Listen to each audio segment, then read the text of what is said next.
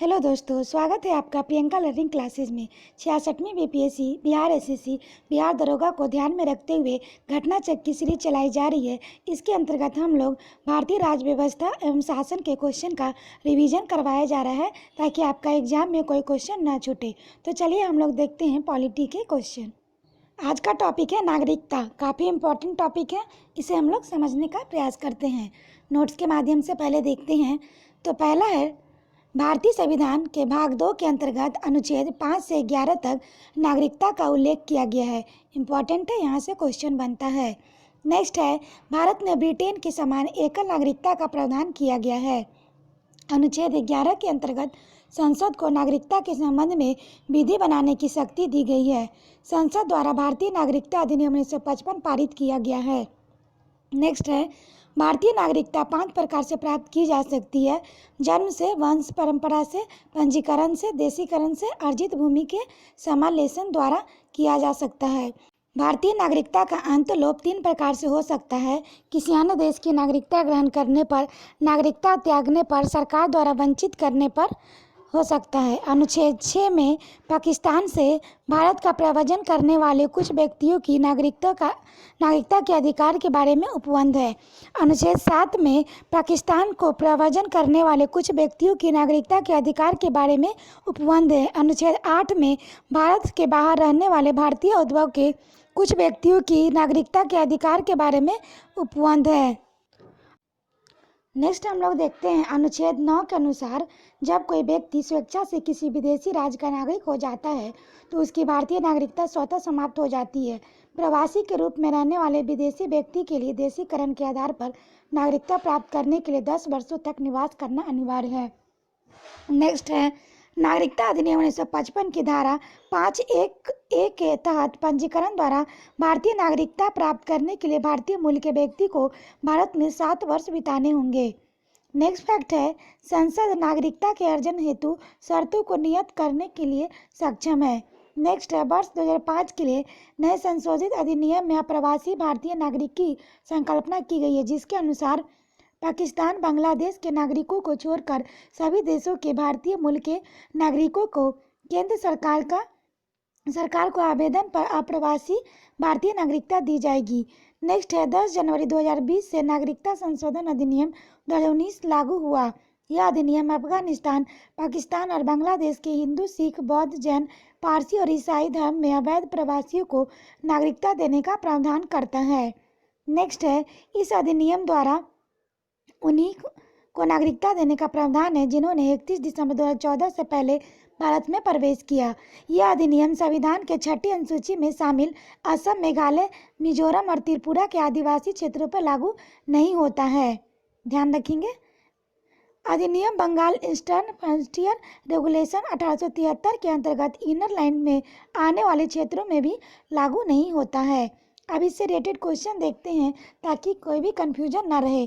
तो चलिए, पहला क्वेश्चन है, भारत के संविधान के किस भाग में हम नागरिकता से संबंधित प्रावधानों को पाते हैं? तो ये भाग 2 में अनुच्छेद 5 से 11 तक में पाते हैं। नेक्स्ट क्वेश्चन है, भारतीय संविधान निम्नलिखित में से कौन सा नागरिकता प्रदान करता है? तो यह होगा एकल नागरिकता। इसकी व्याख्या है, भारतीय संविधान एकल नागरिकता प्रदान करता है। भारत के प्रत्येक नागरिक की केवल एक नागरिकता है, अर्थात वह केवल भारत का नागरिक है। अमेरिका की भांति संघ और राज्यों की दोहरी नागरिकता भारत में प्रचलित नहीं है। नागरिकता भारतीय संविधान के भाग 2 में अनुच्छेद 5 से 11 तक वर्णित है। नेक्स्ट क्वेश्चन देखते हैं, भारत में नागरिकता की निम्नलिखित विशेषताओं में से कौन सही है? तो इसका आंसर होगा संपूर्ण भारत की एकल नागरिकता। नेक्स्ट है, भारतीय नागरिकता नहीं प्राप्त की जा सकती है भारतीय बैंक में धन जमा करके। इसकी व्याख्या है, भारतीय नागरिकता अधिनियम 1955 बाद में संशोधित द्वारा भारतीय नागरिकता निम्नलिखित तरीकों से प्राप्त की जा सकती है: जन्म द्वारा, रक्त संबंध या वंश क्रम द्वारा, रजिस्ट्रेशन द्वारा, देशीकरण द्वारा, किसी भूभाग के सम्मिलित द्वारा। भारतीय बैंक में धन जमा करना एक वाणिज्यिक व्यवहार है, यह नागरिकता प्राप्त करने का तरीका नहीं है। नेक्स्ट क्वेश्चन है, भारत का एक नागरिक अपनी नागरिकता खो देता है यदि वह, इसका आंसर होगा भारतीय नागरिकता परित्याग करता है, स्वेच्छा से अन्य देश की नागरिकता प्राप्त करता है। नेक्स्ट क्वेश्चन है, नागरिक संशोधन अधिनियम 2015 के अंतर्गत निम्नलिखित में से कौन भारतीय कार्ड धारक प्रवासी नागरिक के रूप में पंजीकृत होने के लिए अर्ह नहीं है? तो इसका आंसर होगा वे भारतीय जो विभाजन के उपरांत पाकिस्तान प्रवासी हो गए। इसकी व्याख्या देखिए, नागरिकता संशोधन अधिनियम 2015 के अंतर्गत भारतीय कार्ड धारक प्रवासी नागरिक के रूप में पंजीकृत होने के लिए निम्नलिखित लोग अर्ह है। एक अवयस्क बच्चा जिसके माता पिता में से दोनों या कोई एक भारतीय नागरिक है। दूसरा, भारतीय नागरिक की विदेशी मूल की पत्नी अथवा भारतीय कार्ड धारक विदेशी नागरिक की विदेशी मूल की पत्नी तथा तीसरा है एक व्यक्ति का परपोता परपोती जो दूसरे देश का नागरिक है, किसी पितामह या पितामही, मातामह और मातामही संविधान लागू होने के समय अथवा बाद में किसी समय भारतीय नागरिक थे। चौथा है एक व्यक्ति का एक अवयस्क बच्चा कुछ शर्तों खंड क में उल्लेखित के साथ इसके अलावा पाकिस्तान, बांग्लादेश, अन्य देशों जिसे केंद्र सरकार द्वारा निर्धारित करे के नागरिकों को इससे वंचित रखा गया है। नेक्स्ट क्वेश्चन देखते हैं, निम्नलिखित कथनों पर विचार कीजिए।